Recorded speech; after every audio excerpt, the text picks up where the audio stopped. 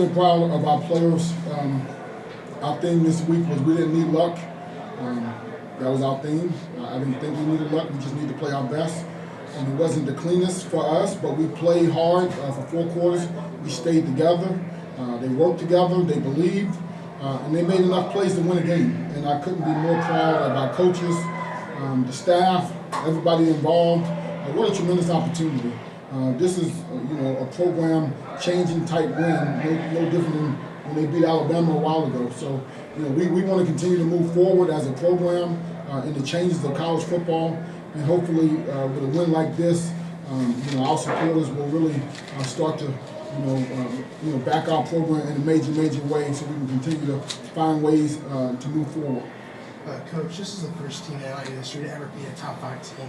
What does that mean for you in your 6th year? Yeah, no, I think it means we built it the right way. We develop, we recruit, we find the right type of kids that want to work and want to grind and not affected by outside things. We built a great culture here, a family atmosphere. Guys love coming into the building.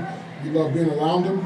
And you do it step by step along the way. You don't take any shortcuts. Things like this become possible. Coach, Antonio Brown had 199 yards in the first half. Did he? Yeah, and I'm wondering 2 things. Did you think that he could pull that off? And if you do, how did you game plan to allow him to do that? Because Notre Dame's got a pretty darn good line in the secondary.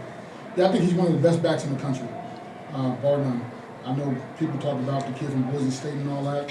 He's one of the best backs in the country if he wants to be. And did I believe he can have a game like this? I did. And we were going to plan it that way. Now, he did, he was cramping up in the second half. We used him a lot, but I said, hey, you did more than enough to help us be in position to win the game. So, we're not going to play you if you're not 100%. He wasn't. But I told Mike Turner before the game, I need a Mike Turner performance in this game. And he showed up in a big way, big way, especially with the slant early, catching the ball, doing a bunch of different things. I think he showed why I believe he's one of the best kept secrets in America. And I'm proud of him, proud of his growth. Young man been through a lot, and he continues to persevere. That last drive, you're without Brown, you're without Rudolph. What was it like seeing, you drive down the field for a game-winning drive with 2 of your best offensive arms? Yeah, we have a deep football team. I had no concern. We got guys that can go in there and make plays. I told you guys all preseason, we got 80 guys that we can go win with. And so you may look at Rudolph being down. Rudolph went down the first half. You may look at, but we got guys stepping up. Dane Partridge, Gavin Williams. We got a bunch of different guys stepping up in moments, and they believed and they worked together. And there's a next man up mentality. And so we've done a great job building the roster in a way that we can withstand, and they did today. Going to a Catholic high school in Fort Wayne, and all my buddies are Notre Dame loyalists, but they supported NIU today, and I certainly appreciate that. Coach, Kate Hopperman has the 2 field goal, and makes a difference in not 1 but 2 plays. Just what's it like to have a guy like that who can make such a difference? Yeah, no, we knew we had to sell out.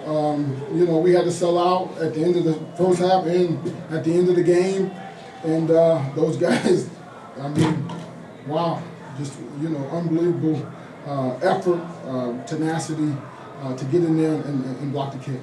Was there something you saw change defensively for you guys from that first drive of the game, pretty much for the rest of the game? No, we just settled in. We settled in. They made some plays in the first drive. They got into manageable situations on 3rd down. They got the run game going early. But then, when it became you got to make plays on 3rd down, and they were longer situations, they tried to screen. We knew, okay, they're not going to try to push it down the field. So we got to play good coverage. We did, and when they pushed it down the field, we made plays on the ball.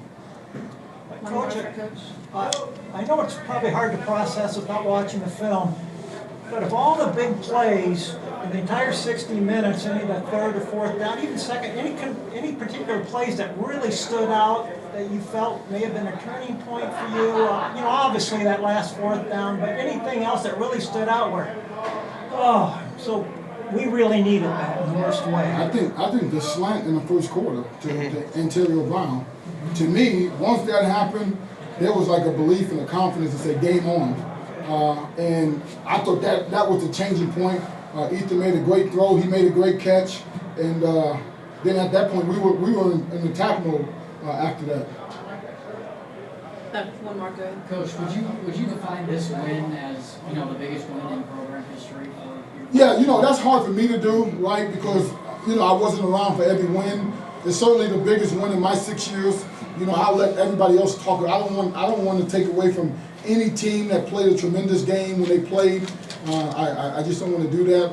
But it's certainly the biggest win in my tenure and a top 5 win, and I'm happy for our players.